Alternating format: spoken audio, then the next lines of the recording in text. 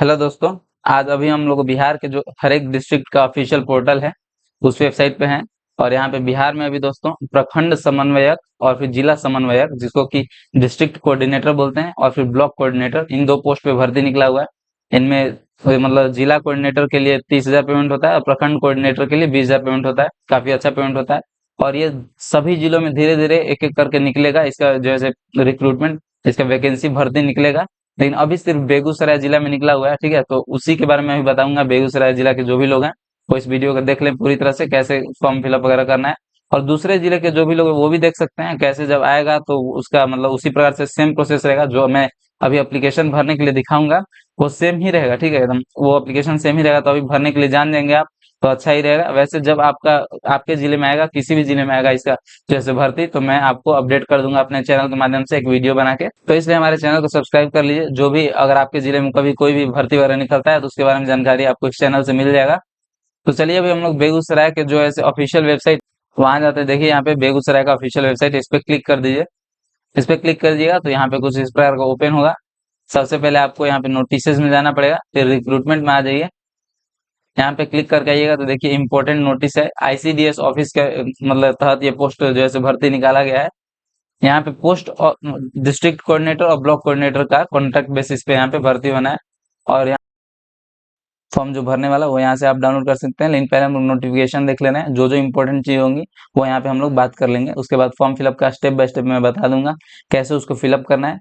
और दोस्तों इसमें खास बात यह है कि आपको ऑनलाइन ही अप्लाई करना है। आपको घर बैठे हर एक काम हो जाएगा, ऑनलाइन ही अप्लाई करना होगा, ऑनलाइन ही डॉक्यूमेंट वगैरह प्रोवाइड कराना होगा उन लोगों को, और ऑनलाइन ही आपका सिलेक्शन हो जाएगा होगा। तो आपका पेमेंट काफी अच्छा है। डिस्ट्रिक्ट कोऑर्डिनेटर का 30,000 और प्रखंड कोऑर्डिनेटर का आपका 20,000 पेमेंट है। इसका लास्ट डेट दोस्तों 31/12/2024 है, ठीक है, तो डेट काफी है।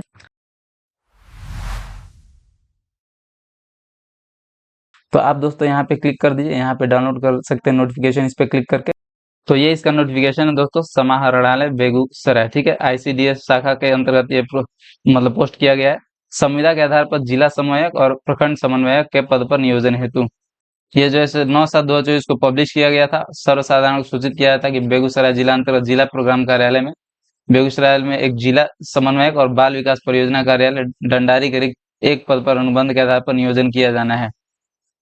यहाँ पे जिला समन्वयक का शैक्षणिक योग्यता आप ग्रेजुएशन किए होना चाहिए, स्नातक, ठीक है, और कोटि अनारक्षित होना चाहिए। और जैसे 30,000 आपका यहाँ पे पेमेंट रहने वाला है।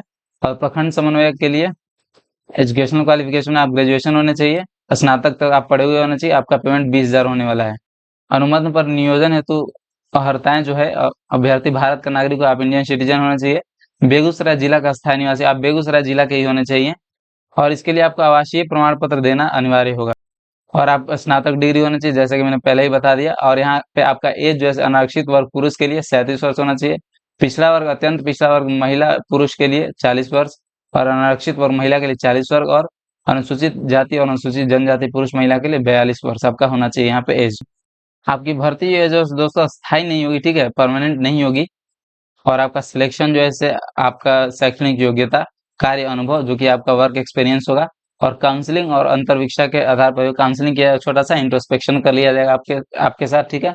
और वो जो है उसके बाद ही आपका सिलेक्शन होगा। और अगर जिन्होंने पहले से आईसीडीएस निदेशालय या फिर अन्य संबंधित विभाग में या फिर प्रशासनिक नियंत्रणाधीन कार्यालयों या फिर अंतर्राष्ट्रीय लेवल पे कुछ डेवलपमेंट एजेंसीज में अगर जिन्होंने काम कर रखा है तो उनको प्राथमिकता दी जाएगी, प्रेफरेंस दिया जाएगा। अगर आपने नहीं काम कर रखा है इन सब चीजों में फिर भी आप फॉर्म फिलअप कर सकते हैं। ये कोई जो नहीं है कि आपके जिला में कोई मतलब इसमें काम किया ही होगा, हो सकता है कोई नहीं काम किया हो, तो आपका सिलेक्शन हो सकता है यहाँ पे। बस इसमें जो है प्रेफरेंस देने के लिए बात बोला गया, जो आईसीडीएस में कार्य कर चुके हैं या फिर इंटरनेशनल डेवलपमेंट एजेंसी वगैरह में काम कर चुके हैं। आगे आपको कैरेक्टर सर्टिफिकेट देना होगा जो कि आपको आरक्षी अधीक्षक बेगूसराय के द्वारा होना चाहिए। और 15 दिन के अंदर आपको जैसे इसका आवेदन देना है दोस्तों। जैसे 9 तारीख को यहाँ पे इसका पब्लिश हुआ, तो 24 तारीख तक आपको इसका आवेदन जो है दे देना होगा, ठीक है। कैसे करना है आवेदन, क्या क्या भर के और कहाँ पे इसको इनको मतलब फाइनलाइज करना है, सब मैं आपको आगे बता रहा हूँ। जो एजुकेशनल क्वालिफिकेशन है दोस्तों वो मैं आपको थोड़ा और डिटेल में यहाँ पे बता रहा हूँ। जैसे डिस्ट्रिक्ट कोऑर्डिनेटर के लिए यहाँ पे देख सकते हैं आपको क्वालिफिकेशन के लिए ग्रेजुएट या फिर सर्टिफिकेट या डिप्लोमा इन कंप्यूटर साइंस और आईटी होना चाहिए, ठीक है। या तो आप सिंपल ग्रेजुएशन किए होना चाहिए, उसमें भी कोई दिक्कत नहीं है।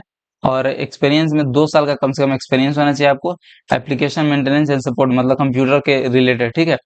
और आपका जैसे गुड ओरल और रिटन कम्युनिकेशन स्किल होना चाहिए वहाँ के लोकल लैंग्वेज में, ठीक है।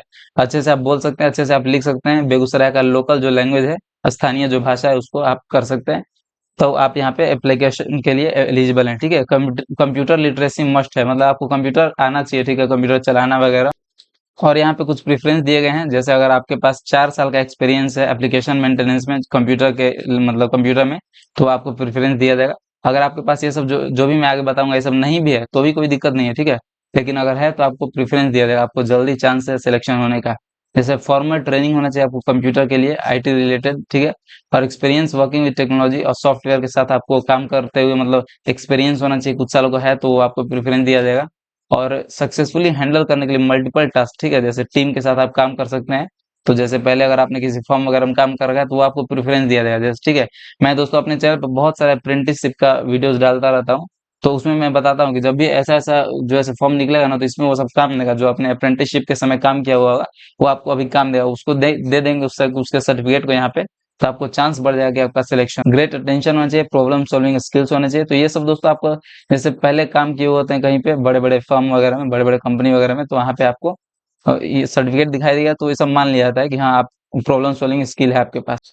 और अगर ब्लॉक कोऑर्डिनेटर की यहाँ पे बात करें हम लोग दोस्तों, तो आपको क्वालिफिकेशन ग्रेजुएट होना चाहिए या फिर डिप्लोमा इन कंप्यूटर साइंस और आईटी, ठीक है, इंफॉर्मेशन टेक्नोलॉजी में। और एक्सपीरियंस आपके पास 2 साल का होना चाहिए टेक्नोलॉजी के साथ काम करते हुए। और आपके पास कम्युनिकेशन स्किल होना चाहिए, लिखने का और फिर बोलने का भी, लोकल लैंग्वेज में, बेगूसराय का, ठीक है। और फिर यहाँ पे फॉर्मल ट्रेनिंग अगर आपके पास है आईटी कंप्यूटर वगैरह में, सॉफ्टवेयर वगैरह में आपने अगर काम कर रखा है, तो वहाँ पे आपको प्रेफरेंस दिया जाएगा। और सक्सेसफुली हैंडल कर लेते हैं कोई प्रॉब्लम वगैरह हो, ठीक है, कोई टीम के साथ टास्क हैंडल कर लेते हैं, तो उससे आपको प्रेफरेंस दिया जाएगा।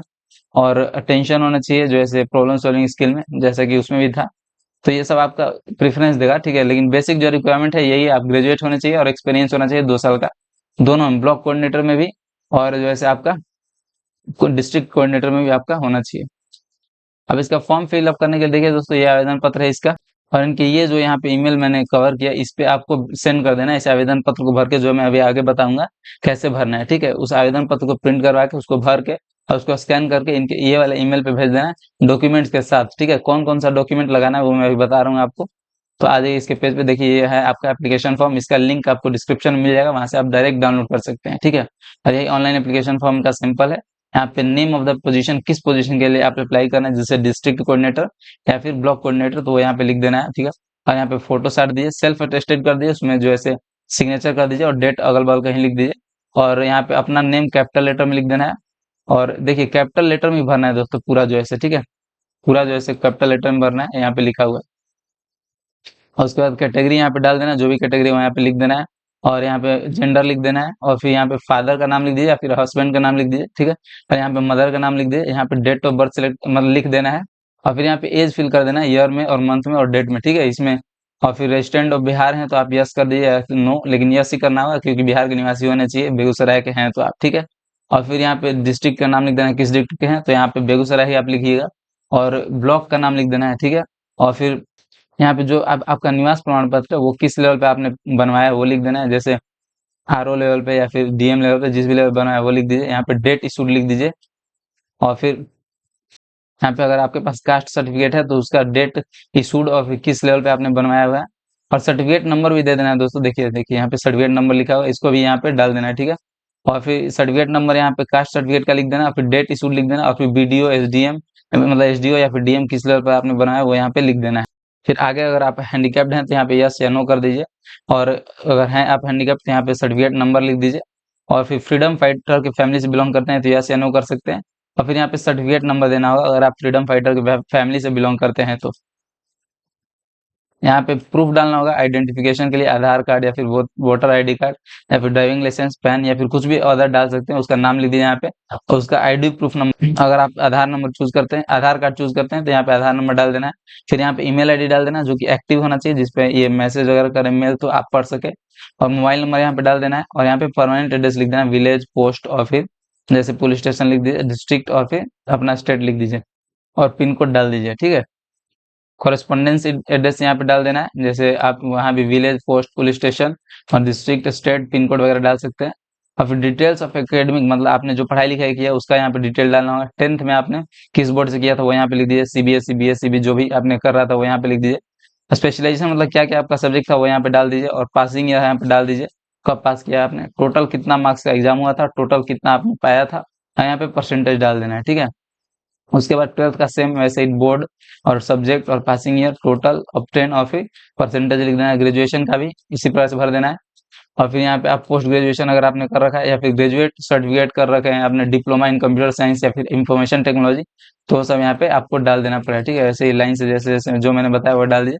फिर पोस्ट ग्रेजुएशन का भी यहाँ पे बोर्ड वगैरह और आप स्पेशलाइजेशन वगैरह यहाँ पे डाल देना है। फिर आपने कब पास किया वो सब यहाँ पे डाल के आगे दोस्तों आपको वर्क एक्सपीरियंस देना होगा। जैसे वर्क एक्सपीरियंस जो भी आपका है, अगर आपने काम किया कहीं तो यहाँ पे 1 नंबर दे दीजिए, ठीक है।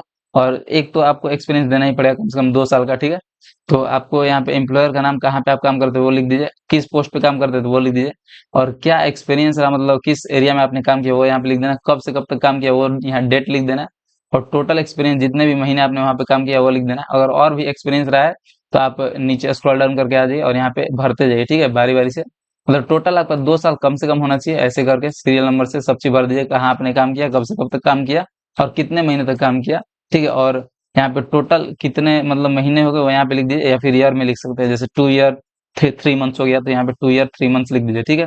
और फिर यहाँ पे आपको लैंग्वेज क्या क्या आता है, कौन कौन सा भाषाएं आती है आपको, तो हिंदी में जैसे अगर आपको पढ़ने आता है तो यहाँ पे टिक कर देना है, और फिर यहाँ पे लिखने आता है तो टिक कर देना है, बोलने आता है तो टिक कर देना है, और टाइपिंग आता है अगर कंप्यूटर पे हिंदी में, ठीक है, तो ये टिक कर देना है। फिर इंग्लिश तो यहाँ पे ऐसे टिक कर देना है।